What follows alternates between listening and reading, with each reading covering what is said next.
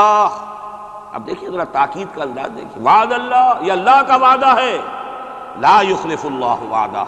اور کان کھول کے سن لو اللہ اپنے وعدے کے خلاف نہیں کرتا، ولکن اکثر الناس لا یعلمون، لیکن اکثر لوگوں کو علم حاصل نہیں ہے، اکثر لوگ جانتے نہیں۔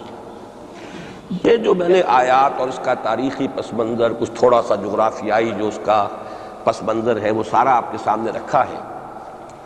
اس کا مقصد یہ ہے کہ ایک طرف تو جو پیشین گوئیاں ہیں ان کے بارے میں تعلیم یافتہ لوگوں کے ذہنوں میں بھی جو اگر کوئی اشکال ہے کہ حدیث میں جو پیشین گوئیاں آئی ہیں تو وہ رفع ہو جائے۔ ہمارے نزدیک قرآن اور حدیث میں کوئی فرق نہیں،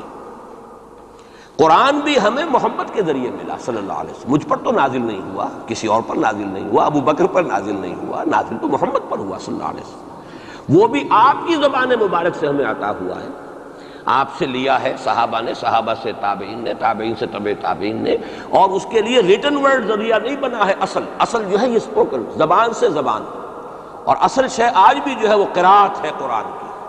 قرات اور قرات کا فن جو ہے یہ ہے اصل اس کے لیے حجت۔ یہ لکھنے کا معاملہ جو ہے وہ بھی تھا، اس کے بعد حضرت ابوبکر کے زمانے میں اس کو ایک کتاب کی شکل میں بھی جمع کر دیا، پھر حضرت عثمان نے اس کو ایک رسم الخط پر بھی تمام امت کو جمع کر دیا، یہ بھی بڑی قیمتی چیزیں ہیں، لیکن اصل جو ہے میڈیم قرآن مجید کا منتقل ہونا کہ قلب محمد پر نازل کیا جبرائیل نے، انہ نزلہ علی قلبک، پھر لسان محمد سے صلی اللہ علیہ وسلم حاصل ہوا صحابہ کو، پھر صحابہ کی زبانوں سے، پھر یہ تابعین کو، تبع تابعین کو، تو یہ منتقل ہوتا آ رہا ہے۔ اور ہمارے ہاں جو فن قرات ہے اس میں باقاعدہ سند ہوتی ہے، جیسے فن حدیث میں سند ہے، آپ کس سے پڑھ رہے ہیں، اس نے کس سے پڑھی، اس نے کس سے پڑھی، سند چلے گی،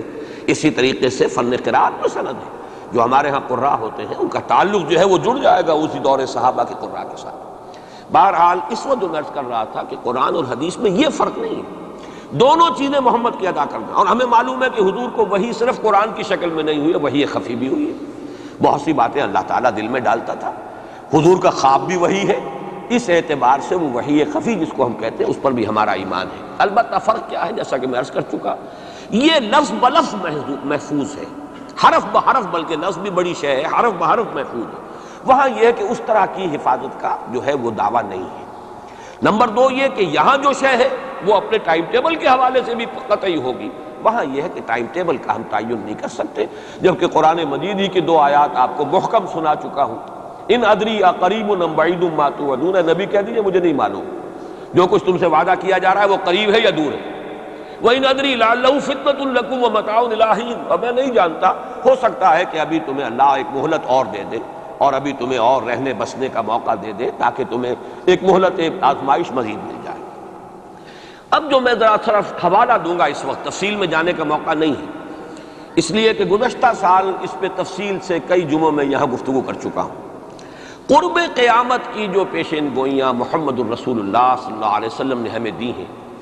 ان کو نوٹ کر لیجئے کہ وہ دو قسم کی ہیں۔ ایک تو خاص خرق عادت واقعات جو قرب قیامت سے زمانے میں ہوں گے،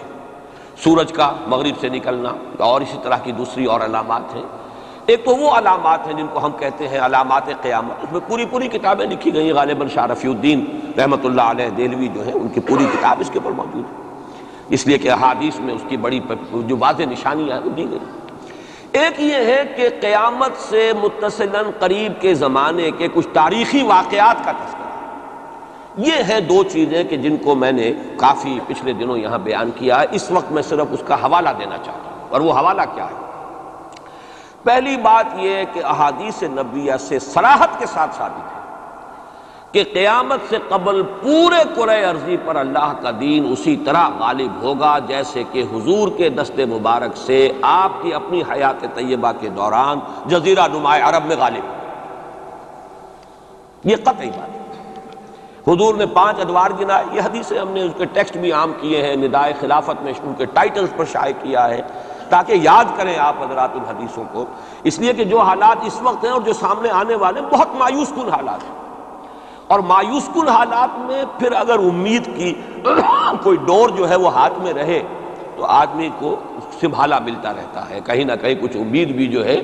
کہ دامان خیال یار چھوٹا جائے ہے مجھ سے، وہ امید کا دامن جو ہے ہاتھ سے بالکل ہی نہ چھوٹ جائے، تو کوئی نہ کوئی نا امیدی سمجھ لے جے مجھے ہے نا امیدی کیا قیامت ہے، بڑا پیارا مصرع ہے۔ سمجھنے دے مجھے اے نا امیدی کیا قیامت ہے۔